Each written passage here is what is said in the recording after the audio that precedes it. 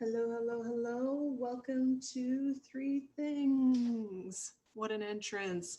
My name is Emma Cooper, and I'm here with you on the unceded territory of the Musqueam, the Squamish, and the Tsleil-Waututh First Nations.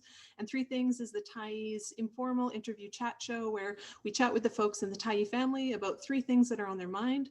This is not the last word on any of these topics. It's just sort of broad conversations with people who have interesting thoughts and are willing to share them with you. So again, my name is Emma Cooper. I'm the outreach manager here at the Tyee, and I'm really looking forward to our 30-minute chat today because we're going to talk about sort of the long range view of health policy and social policy. And we have a really wonderful person to chat with about that because we have Andrew MacLeod, who has been a reporter with the Tyee since 2007. He's written over 1,500, we estimate, Tyee stories and 2 books and countless other articles for other publications. So please give a warm online welcome to Andrew MacLeod, everyone. Ta-da.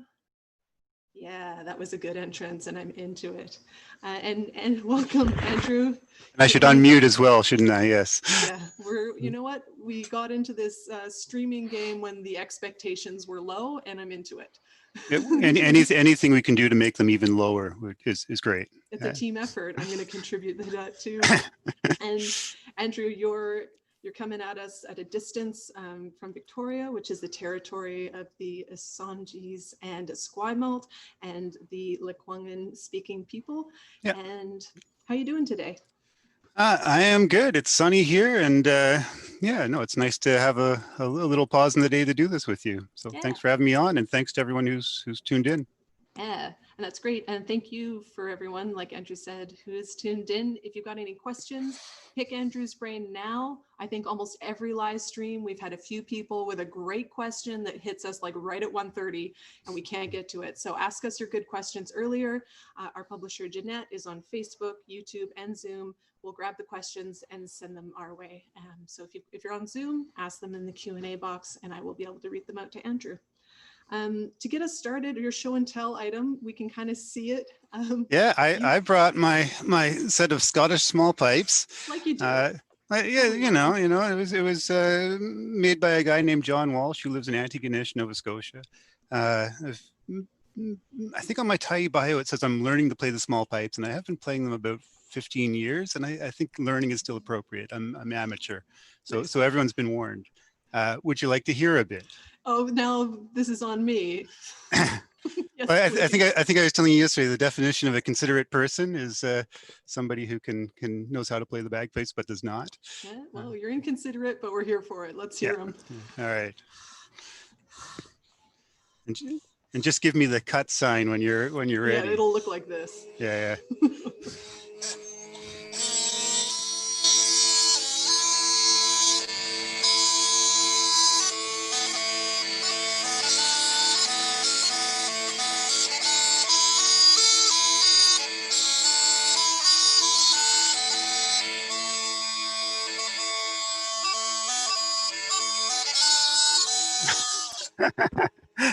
You gave me the hook. I don't know when it ends. That was great. I'm going to clap for that. That was awesome. All right. Thank you. Give me a second just to take them off so I don't have to talk the whole time with them on. That's legit. I was thinking, I like to try to tie the show and tell item into the discussion. And as someone who's been paying attention to health policy and social policy and the reforms that might be needed for quite a long time, seems like there can be moments of frustration probably, in terms of looking at the details of that and seeing where there's maybe progress or where there's, lack of progress or lack of change. But I feel like playing the pipes probably really just clears your brain out. That seems very, like there's no room for other thoughts. It's hard to think about anything else while you play them, for sure. And I would say, like, as soon as I even think about playing them, the playing gets 100 times worse. It is very much just a mind-body connection kind of thing. And it is fairly relaxing. They force flow state.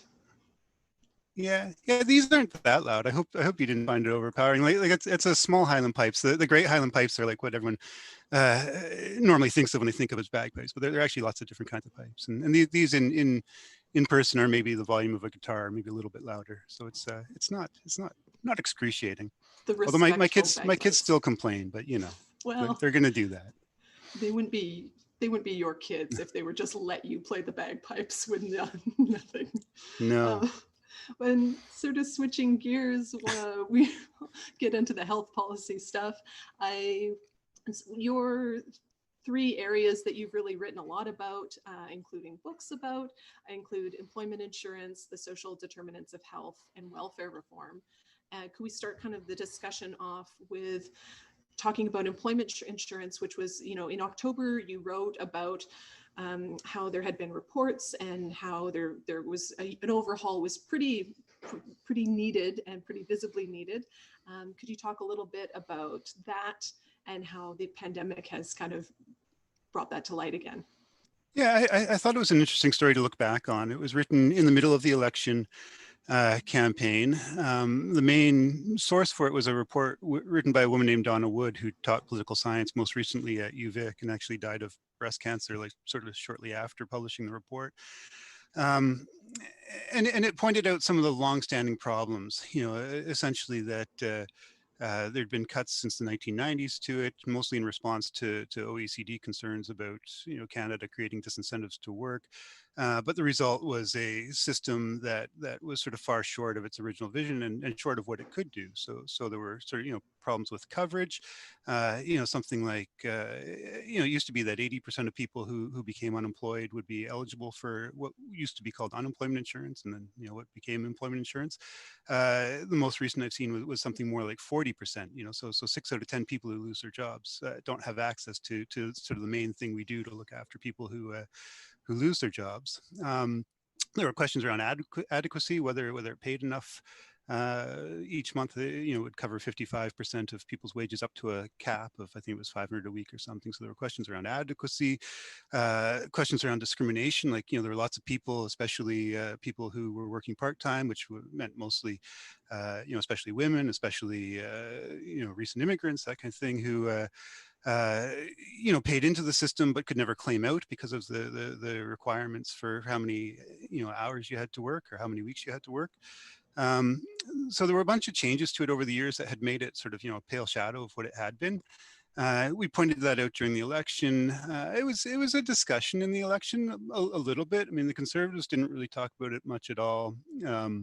I think the Greens had some general broad statements about it. The Liberals had a few sort of tweaky things, and I think the NDP had a page in their platform that talked about things that could be done. And the point of all that is that it sort of came to as we head into the point of the article was like, when times were good, you don't necessarily notice all the issues with the system, but that if we head into a recession, it was going to be a big problem. And of course, lo and behold, the pandemic came.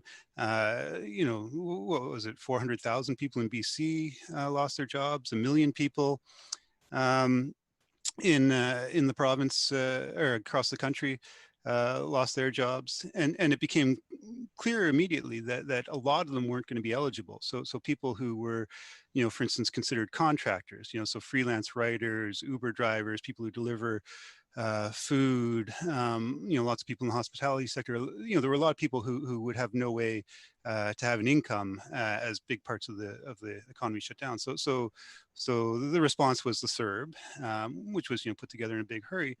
But to my mind, it would have made sense to have a program in place that was going to work in good times and in bad.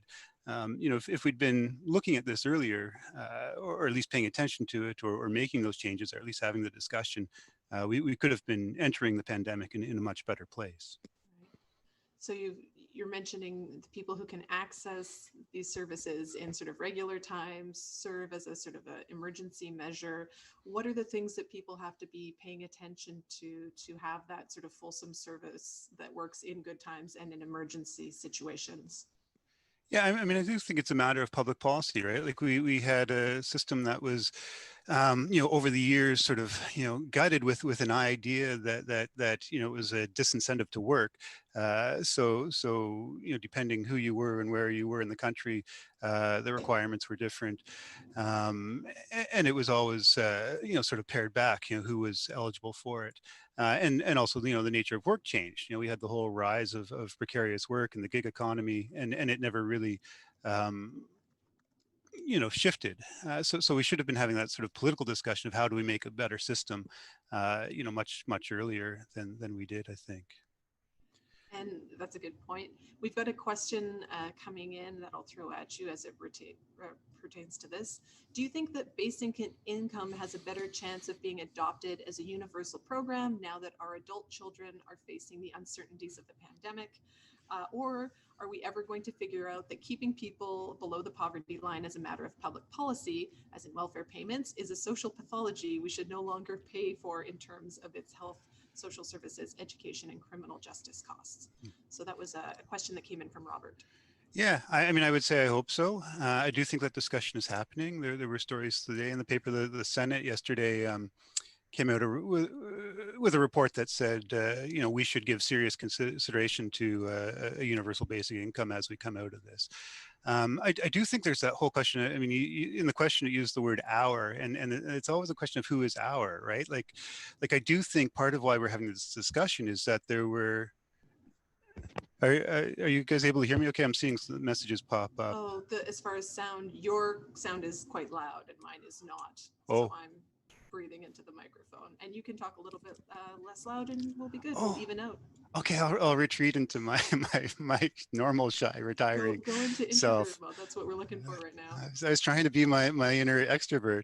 That question of our.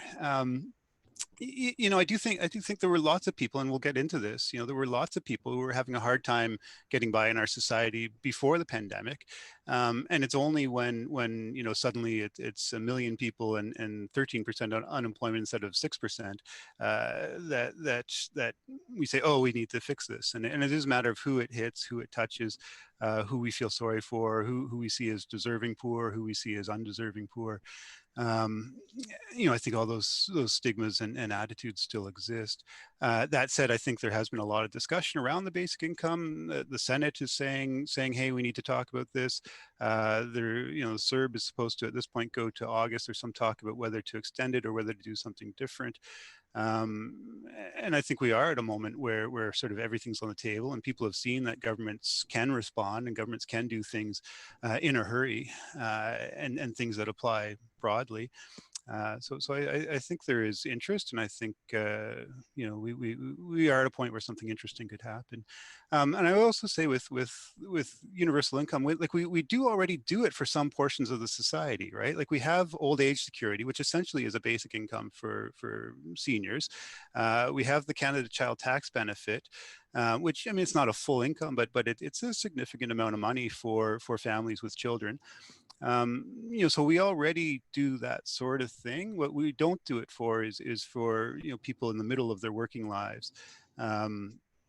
People who are considered able to work between the ages of 19 and 65 who don't have children.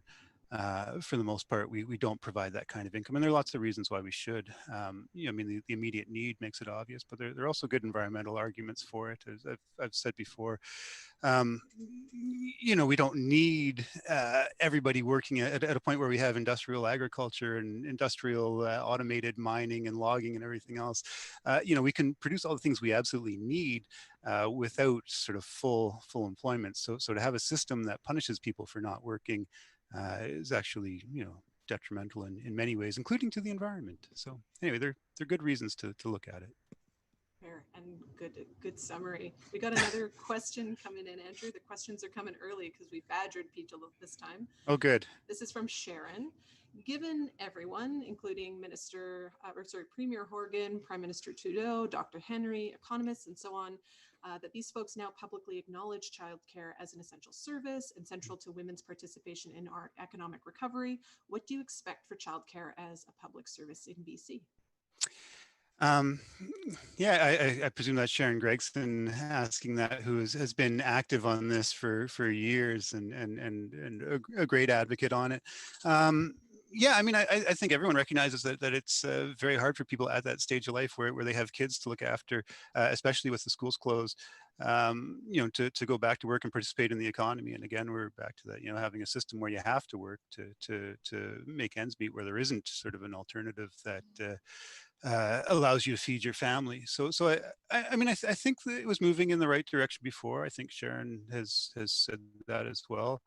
Um, the provincial government, they campaigned on $10 a day childcare, and they sort of backed off that. But they did say, they were going to move towards it, and they were looking for federal support. And I do think the situation we're in has helped to see why that should be urgent, or help to show, sorry, why that should be urgent. So I do think that's one of the things that's on the table and that's in the discussion, and people like Sharon have been priming that pump for a long time. So, Well, which is and good. it takes folks reiterating this stuff to have the conversations happen. Do you want to segue into some talk about the social determinants of health? You wrote a book on them, you know them inside out. Do you want to remind us on the live stream a few of the important ones, and then we can start talking about those and Yeah, how and important they are in terms of people's long-term health outcomes and social outcomes? yeah, and Moira did a great job talking about that last week as well. If people watch that, or if they want to go find it on YouTube, yeah, no, I did write a book on that. And I could go on about it. The point of the book was largely that, like, when health is important to everyone. We talk about our health. We all value it, but when we start talking about health in the political realm, everyone thinks hospitals, doctors, nurses, drugs, and we forget that the main things that affect how healthy we're going to be are all the things outside of the healthcare system. um, I think even the Canadian Medical Association says that something like 25% of how healthy you are is due to the healthcare system. The other 25% is your genetics, and another 50% is everything else. So it is, things like, well, income is a huge one. Whether you have enough to eat, smoking, whether you're racialized, gender. Anyway, there's a whole list, and people, include different things at different times. Um, and I would say that, I mean, the point of the book was that we weren't paying enough attention to that. That we spend, something like $20 billion a year. The budget for BC is $40 billion. We spend basically half of it on healthcare. Meanwhile, things like social services, income assistance, child and family development, addressing child poverty, we spend relatively little on. And child poverty, I should say, is huge. I mean, everything. There are all kinds of societal outcomes that we would rather avoid, whether it's, mental health issues, whether it's addiction, whether it's incarceration rates. All those things are closely linked to what someone's childhood is like, and we've known for a long time that what someone's childhood is like depends a lot on the income of the parents, and what kind of what the means are of the family that's raising them. So to not address that is to my mind, a huge mistake. And the other thing I would say on this, I don't mean to go on, but maybe anticipating your That's the next whole question. thing we're doing. Keep going. Yeah. I mean, one of the points of the book too was that we've been talking about this for decades, right? Like, in Canada, people usually point back to the Lalonde report, which was written for Pierre Trudeau's health minister, so mid 70s, and it was very much like, you read it, it stands up, like it's very much about how there's a health field that brings all these other things in. It's not just about hospital and doctors and nurses, and but I think, out of that, I think we got the participation program, but not much else you can point to, and even the participation, like, that's problematic, right? Because it was very much a finger wagging, like, if you don't go out and exercise, then there's something wrong with you. You're responsible for your own health. You need to go out and look after yourself. But And those part of the tracksuits whole. were pretty great. Oh yeah, no, power to them, and good. It was nice to see them reemerge in the last few weeks with the Black Lives Matter piece as well. But I'm hearing what you're saying. It's putting the onus But it. back on the individual to take care of their Yeah. health when we're seeing that it's income, it's education of your parents, early stages, that is going to have a long-term impact on how well you do, and putting that back on people is kind of mean and not Yeah. necessarily backed up by fact. Yeah, to some degree, yes. If you eat your vegetables, you're going to be healthier. But we ignore the fact that some people are in a position to buy vegetables and some people are not, and we don't do a whole lot to make sure that everybody's in a position to buy vegetables, or not smoke, or there are a lot of things that we think of as choices that just aren't choices. So. I was struck with some of the research that you cited talking about that, say something like smoking.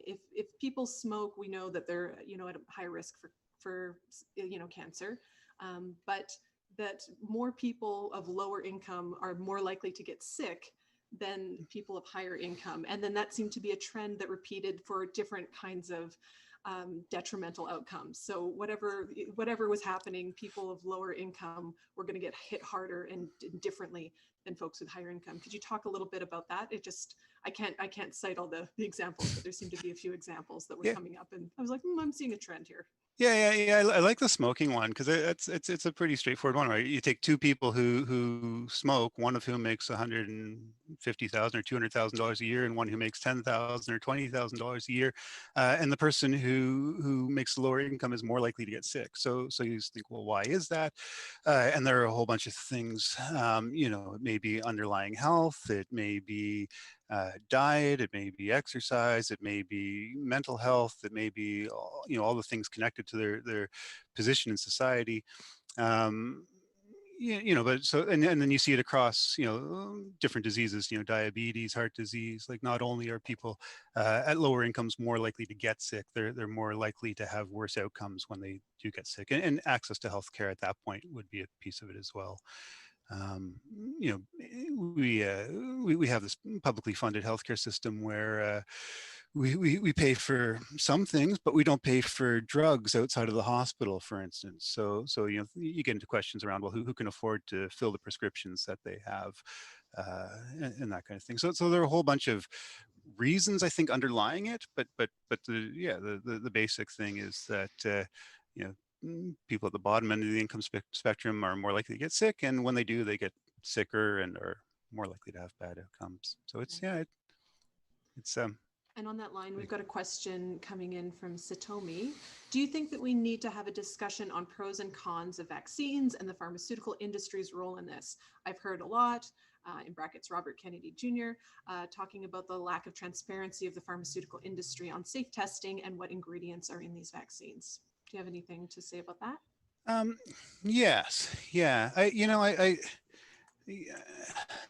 I'm wary to step into that, just knowing it is a huge Loaded. debate. Yeah, and I know people have sort of strongly held convictions on it. I would say for me, I'm somewhere in the middle ground. I do think vaccines in general are a good thing, right? Like, we don't have polio anymore. Like, I have an older friend who, like, his legs are different lengths because he had polio as a kid, and he's still sort of suffering from the effects. And then, polio has basically been eradicated. um, Smallpox is another. There are various diseases that obviously the benefit of the vaccine outweighs the risk in my mind, for me. And I know there are people who will disagree, but for me, it seems pretty straightforward. Where it gets sort of more nuanced is things like, when they're promoting things like flu vaccines or chickenpox vaccines, where to me the benefit isn't as big because the disease for most people isn't as serious, right? Like, if you're a senior living in long-term care, you probably want the flu shot.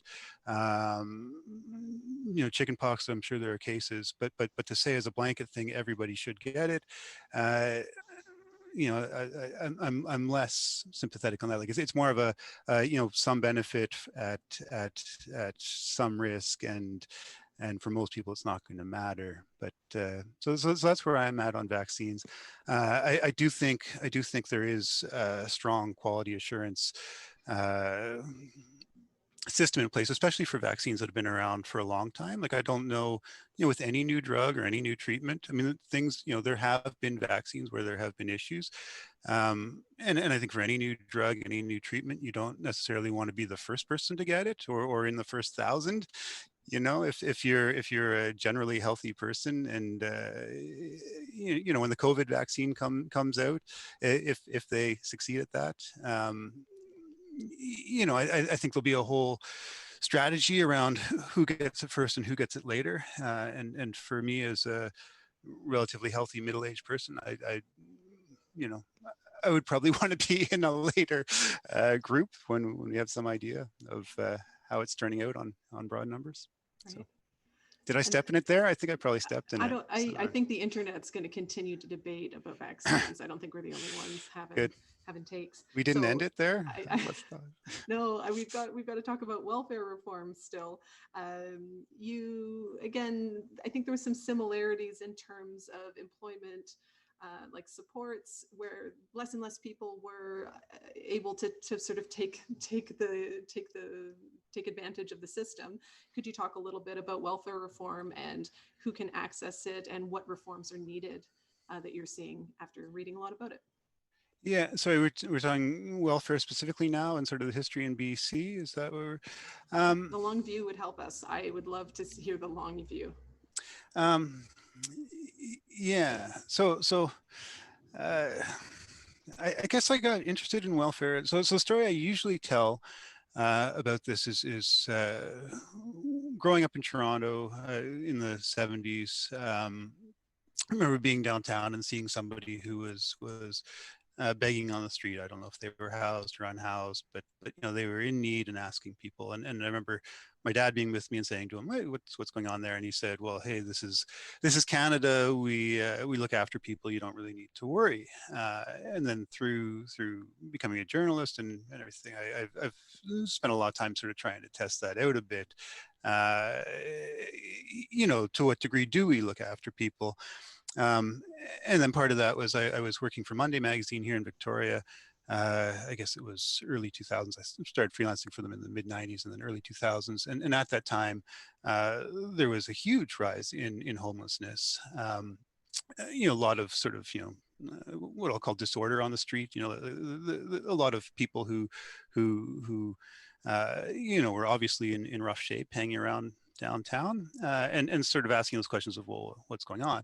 And so at that time, it was not long after 2001, and there'd been the change of government from the NDP to the Liberals. But even going back before that, I think the Harcourt government had raised welfare rates, and then it had become sort of a politically sensitive thing for them. You'll remember the Harcourt quote about varmints and welfare cheats. There were stories about welfare fraud. And at one point there was a report that something like 10% of the working age population in BC was receiving welfare. And so the NDP in the middle, I guess sort of 94, 95, somewhere in there, started cutting back the system. They started they brought in a thing called JobWave, which was a company that was supposed to link up people with jobs. And then when the government changed, that all got accentuated, and there were a whole bunch of new rules, a lot of them which were sort of straight out of the Fraser Institute. Things like saying that people could only collect welfare for 2 years out of 5. Things restricting people who at a young age from collecting welfare, that sort of thing. And again, a whole bunch of things sort of aimed at dropping the caseload. And it did. It sort of went from 100,000 to 50,000 or something over the course of a few years in the expected to work category. And this was, the government was championing this as a great success. Look, the most important social safety network is a job. I think those were Gordon Campbell's words. And meanwhile, we saw this increase in homelessness, and that I think we're still dealing with today. I could go on. Is that? I could go on for almost a full book. Adding on to that, I've got a couple questions that we'll finish up with. Someone said the NDP has not been open to engaging with the public in sustainable development goal for 2030, number 3, which is about upgrading universal health services to improve well-being. How can we get the public to develop a wide common front that can get the BC government to treat this more seriously? I don't know if that's outside of your jurisdiction as a journalist, but at you today. I'm a journalist, not an advocate. No, but I would say that it does come down to politics, right? And that idea of having, a wide why demand for something to happen makes a difference. As I often say, the politicians, they lead, but they also follow, right? So if something becomes an issue to the point where they have to respond to it, have to have a position, uh, that will happen. And we are lucky. We are, our politics is not perfect, and provincially it's a province of 5 million people, and nationally it's a country of what, 35 million. So there are going to be things that happen that not every individual is going to agree with. But collectively, if we build support for these things, it puts the politicians in a position where they do need to respond. And again, while there's lots to criticize, it is responsive over the long term, and you do need to take a long-term view. The other thing I often say along those lines is, a lot of the problems we're talking about are generational problems. Like when we talk about child poverty and the results of that, that's something that happens over, a lifetime. And we look at the things that contribute to that, whether it's, residential schools and the 60 scoop in the case of Indigenous people or whatever. And those are things that go on, over, a long haul. And so when we look forward and where we want to go, we need to be looking, at the long haul as well. And of course, politics has a 4-year or 5-year window, sometimes less in a minority government. And there maybe is a bit of a disjunction there. But yeah, no, I do think, talking about these issues helps. Hopefully the Tyee in some way we raise these things in a consistent way and put them into the discussion. I'm certainly in scrums at the legislature where I get to ask cabinet ministers and the premier and others about things and put them in a position where they at least need to talk Sweat about a it. little. Yeah. And I've got a question here that coming in from Pavel. Do you think there's something to learn from the Scandinavian welfare system? Any thoughts on that? Yeah, for sure. I mean, I'm not sure there is a Scandinavian welfare system, and I would say, like, you look at all the countries, and there's a continuum, right, where we have this neighbor to the south who we're always comparing to, who for the most part, they don't really do social social nets the way we do, and then we have comparisons in Europe, whether it's Scandinavia, whether it's France, even the UK. At times, I mean, they've, like us, they've sort of bumbled along. But yeah, no, I mean, I would say there's always something to learn from other places. Everyone looks to Finland for school stuff. Sweden's one people look at for the safety net, but I'm not sure Sweden's even Sweden anymore. Like they have their issues too. So yeah, I mean, I would say it's a long-term discussion, and it's an eternal discussion, and there are lots of examples out there. And we do need to keep what do they say, like vigilance is the price of liberty or something like that. It's also the price of having these programs and the safety net we want in place. We have to continually engage with them in a lot of different ways to keep them healthy and robust and improving and serving more people is what I'm hearing you say. Yeah, it's never done, I don't think. And yeah, there are examples out there that where there are things that we could learn from for sure. And I think we should recognize that things aren't all bad here. Like things could be better for sure, but we do have our strengths. So yeah. Well, and I think that's a good note to end on. I will kind of end with a philosophical question. It's an action and a philosophical question from Leslie Robinson. And they say, with so many issues, but when should we focus on the climate crisis, which threatens our long-term health, even our existence? It's kind of the hammer of all questions. You don't have to answer that, but yeah, I meant to say that when we were talking about the social determinants of health earlier. Like there are lots of people who've been working on that for a long time, and I mean, Trevor Hancock is one who's been working on this since the 80s, and he would say, I think he reviewed my book and he gave me not a hard time, but he pointed out that the environment is the foundation for health, right? So without a clean environment, without a livable climate, everything else is not going to happen. So yeah, it's yeah, we ended up focused here on social issues. I think that's because it's been on my mind with the pandemic and sort of the response to it. I have written about whether the recovery should be green or how green it's going to be, that kind of thing. And I do think that has to be part of the discussion for sure. Part of the discussion, that has to be the foundation of the discussion for sure, I should say. So I think the takeaway here that I'm hearing is there's plenty of work for us to all to do. And thank you so much for highlighting and using some of your experience and again, sort of long view on these issues that I think get convoluted and sort of spelling them out for a little bit for us. Really appreciate you taking the time today, Andrew. Yeah, it's a pleasure. Thanks for doing this. Yeah, and next week on the live stream, we'll have Tyee founder David Beers waxing poetic around the early days of the Tyee. So catch us next week on Wednesday at 1 o'clock. Until then, take care. Bye-bye. Bye, everyone. Thanks again.